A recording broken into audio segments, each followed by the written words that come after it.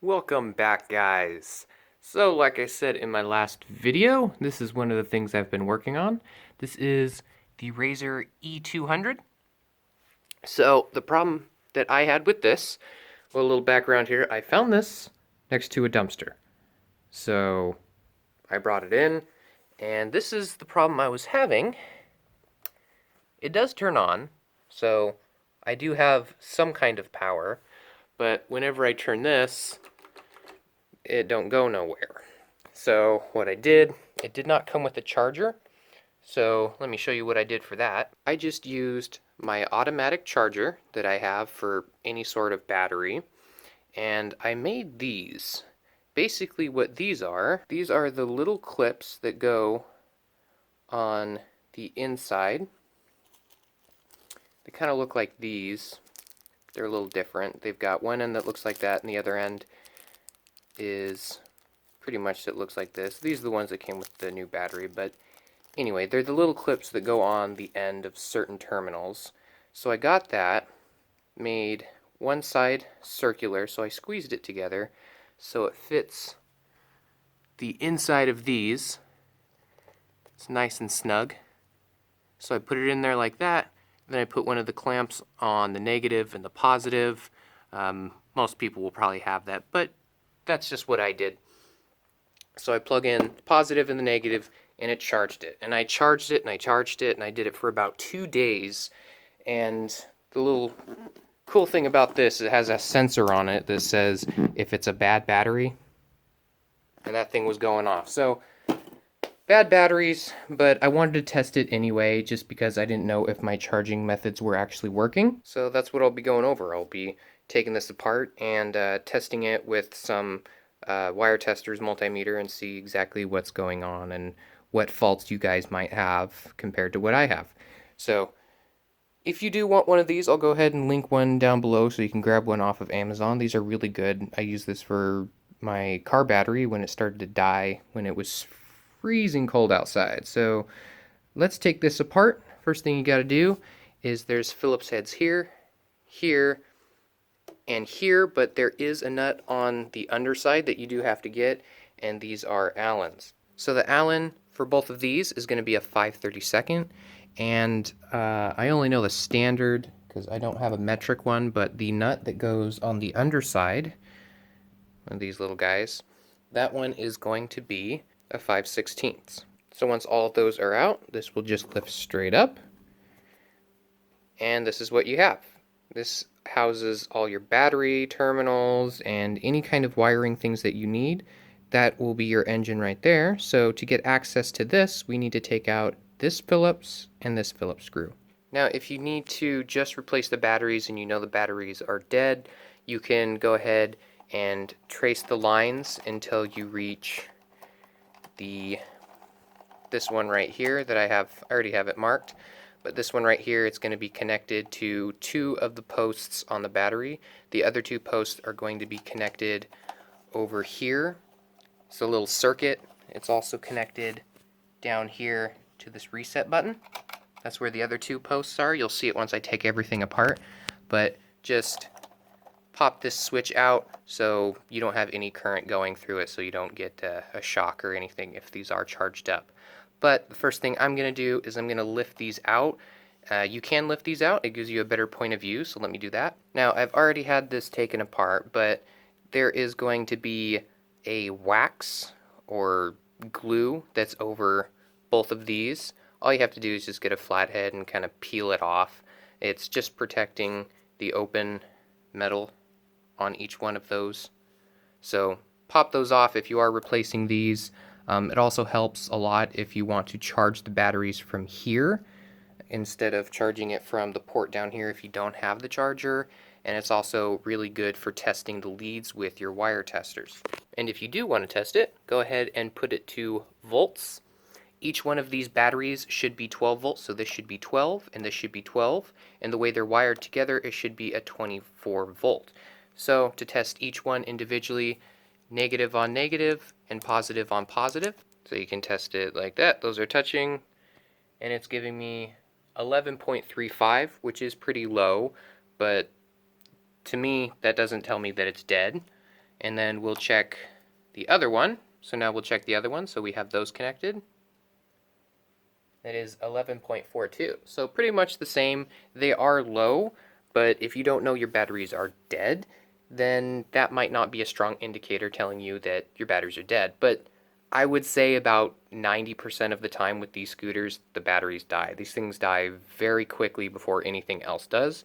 But I'm going to take some more stuff apart just in case that isn't your problem or you recently replaced them. So if you think you possibly fried your motor, maybe you put in some bigger batteries and finally your motor crapped out on you, it's going to be down here.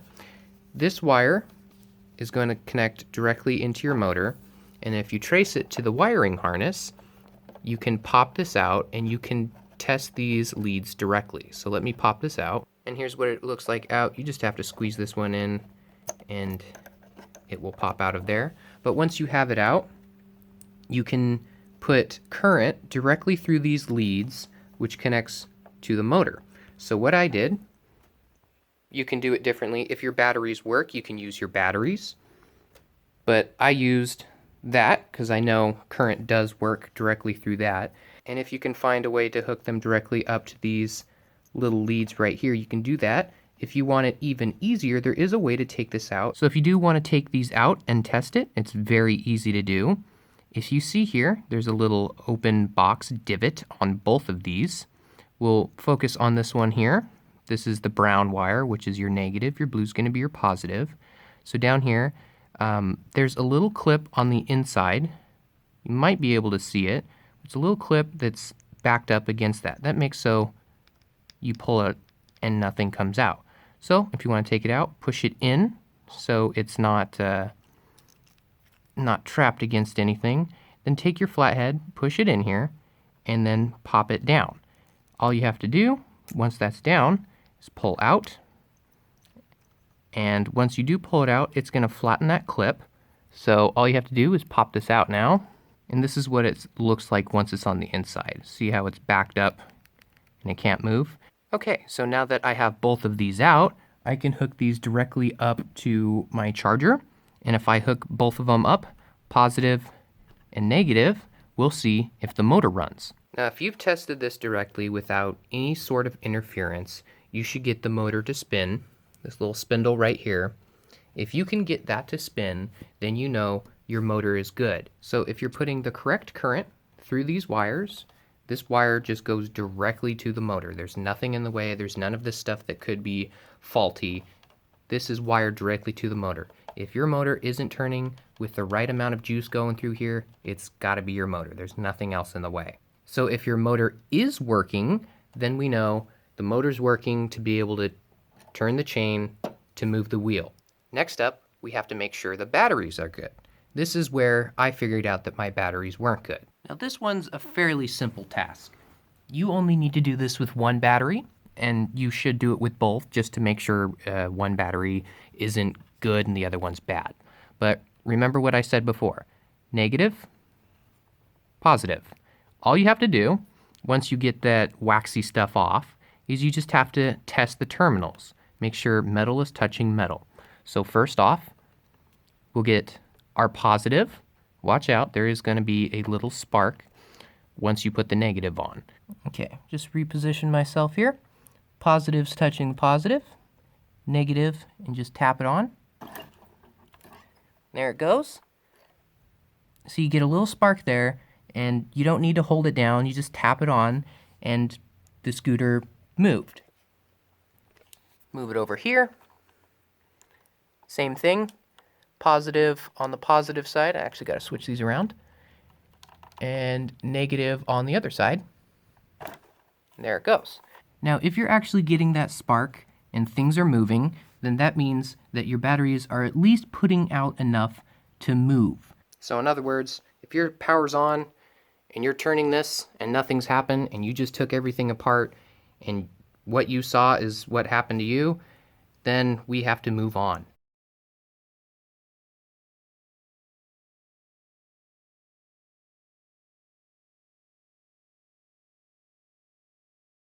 Now there's a few things in here that could possibly be wrong or could have broken down.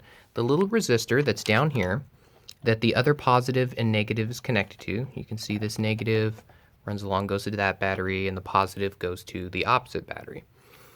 This is basically a circuit. It passes through here and passes over. If too much current goes through here, it'll turn it off. It'll turn everything off. It's basically the reset button, but it works internally if there's too much current. Now, if you want to see if this is completely crapped out on you, all you have to do is permanently complete the circuit.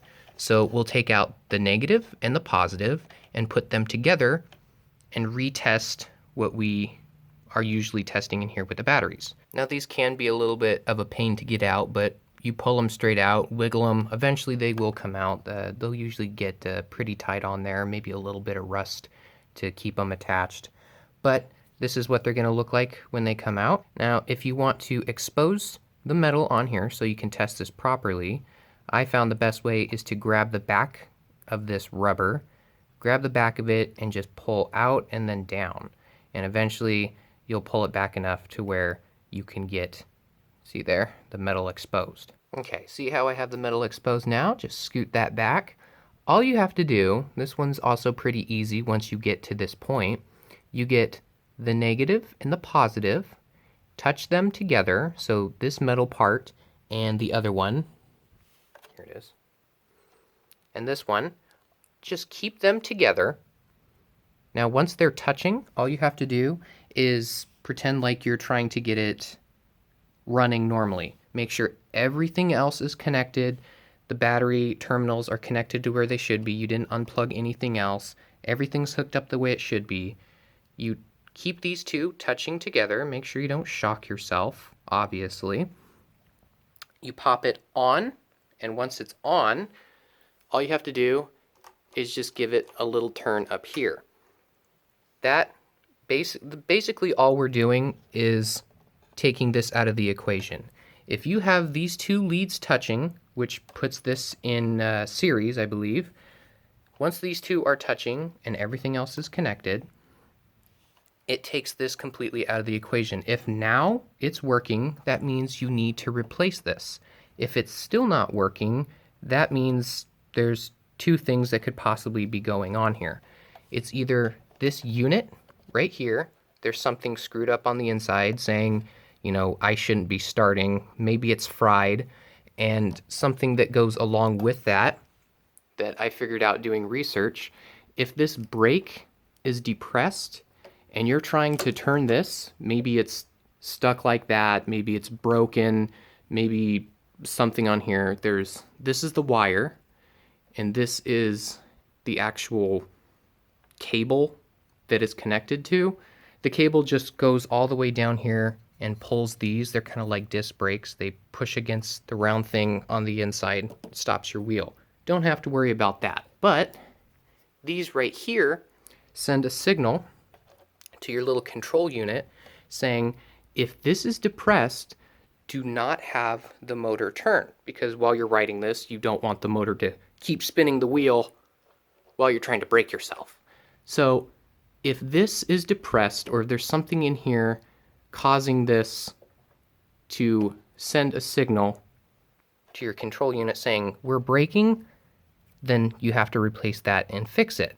The last thing that it could possibly be, if you're not even getting this light to turn on, even with everything charged up, last thing it could have to be is the switch itself. So all of these things I'll go ahead and put in the description below down so you can get a link to Amazon. All this stuff is on Amazon. It's very cheap. You just have to know what you need to be fixing. So for me, I know it's my batteries, because my batteries I did have it charged for 2 days, so my batteries were giving me a little bit of juice, but it's only enough to spin the wheel very slowly. So everything else is working, but it's just super, super slow, so I know my batteries can't hold the charge. And just a quick tip, if you are taking all of this stuff apart, a really good way to make sure you're putting it back in the proper place. You can see here, I marked this one with a 1, and this one with a 1, so I know that these two go together. Also, before you take stuff out, I'll go ahead and put a wiring diagram below just in case. But when you do take stuff apart, I already put this one back together, but I also wrote down, here's the motor clip that I had, and if you hold it like that, the brown one goes on top, the blue one goes on the bottom. So make sure you orientate yourself back in the proper position, so when you put these back together, you don't flip around and you don't screw anything up. So like I said, for me, I need to replace my batteries because they're not holding a charge. So I just disconnected the battery terminal, had it marked, and I kept these when I was showing you guys that the little reset circuit down here. These two also need to be unplugged. So now that these are unplugged, actually take a look at this. This is 12 volt, 7 amp hours. You can get the OEM, but I decided for an upgrade, these things are really not that expensive. They're not super high-tech batteries like a lithium ion. So what I got, I'll link these below. These are way better. These are also 12 volt. You have to maintain that 12 volt, but these are 9 amp hours. So you get way more out of these. This is, it obviously prices fluctuate on Amazon, but together these are $44, but these come with a 2-year warranty. And these batteries usually only last around 3 years. So the warranty is really helpful on these ones. Anything else you buy, $30-ish. These are maybe 10 more. But these are 2 extra amp hours plus 2-year warranty. A lot of the ones that you buy do not have warranties, and they're around the same. So this is definitely the best ones to get. So now I just have to hook these up. Maybe a little bit of soldering. Got to take these apart and transplant them onto here. Now the best way to do this is keep these little clips at the end that actually go onto the scooter and cut as close as you can to these ones over here. These new batteries come with new little leads on here.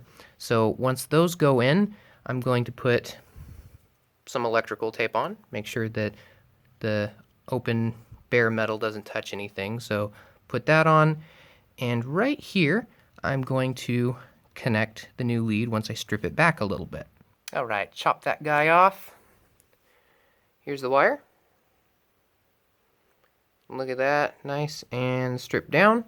And what I'm gonna do is I'm going to put it on like this, put some solder on there so it's connected, and then wrap it with some electrical tape again so it's not exposed. And if you don't want to do this, there's a few other ways of doing it, but this is the best way, unless you want to use your own. If you have a few of these lying around, I know some of these have the curved up sides, so you can just squeeze them together and bind them like that. That's another way you can do it, but whatever works for you guys. And to get this wiring harness off, it's the exact same steps I showed you guys when taking off for testing the motor. It's the same thing. Look in here, there's a clip that keeps it secured in place. So all you have to do is come in here, get your flathead, and push it out of the way. And just like before, see the little clip in here? Just have to put the flathead screwdriver in here, push it down, and then grab the wire and pull out. And what I do also have on here for when it goes back together, because you need to reuse this, make it easier, I just put a plus on this side, so minus on this side, so I know the red one's positive goes on this one, the negative goes in that, so when I put the new ones on, I know where to go. Okay, so I just finished one side. I got everything together. The other side is still exactly the same. So now this side can slip right on to the positive over here on the new battery. And then, of course, I will cover it up with some electrical tape. All right, now that I have everything hooked up and taped up, nothing's going to create short circuit, I am going to put back on the wiring harness. So I marked negative on that side, positive on that side. So positive on this one and negative on this one, I'm going to put back together. And last, I have to lay these back down the way they were. So lay them like this. The longer wires are going to be the one on the right side because they have to reach all the way around back to here. And the one with the shorter wires needs to be closer. All right, now that everything is put back together, this can be kind of a pain in the butt, but I have them both facing like this, where the terminals are right here. Short ones go over, have your battery clipped in here, and these are hooked back up down here. And make sure you get the wires tucked in here. The less vibration on these, the better, because you don't want these smashing around and ruining the cells on the inside. So, just to make sure you got everything all fine and dandy, these should come with somewhat of a charge. Turn it on, the light should come on, and come up here, and you should get a little bit of that wheel turn. That's perfect. Now you can charge them fully. For these batteries, once you get them, you have to charge them for, they say 12 hours. I charge them for 12 to 24. Make sure they're loaded up before you put any strain on them. So that's how everything works on the inside of here. Another note before I do finish this off is going over the rear, if you guys do want to know. The chain hooked up to here and your tensioner pulling up on that chain. I'm going to take this chain off, and since it's so rusty and the guard broke off, I'm going to WD-40 the whole thing so it's not so stiff. And definitely put air in your tires. I've seen people where their kids have gone over stuff or they've used it and they have bent this little wheel right here, the one that the gear's on, and then the chain will fly off. So definitely fill this up, and if your brakes, you have to push this down way too far, come in here and you tighten these two. There's one up here and there's also one down here. That one is all screwed up for me. The bottom hit the ground, I'm guessing, and screwed it up. But what these do is they tighten them up so they become closer to the wheel that they're turning against. It just makes it closer. That's if these things are really used. This one, obviously the brakes haven't been used that much. So I tighten it up and spin the wheel. It should be freely spinning without this attached. So spin it, should be freely spinning. And while you tighten this up, if it starts to catch, just back it out just a little bit and make sure the nut is tight. That's exactly where it needs to be. So everything on here should work fine. I'm going to test this thing out in about 12 hours. Here he comes.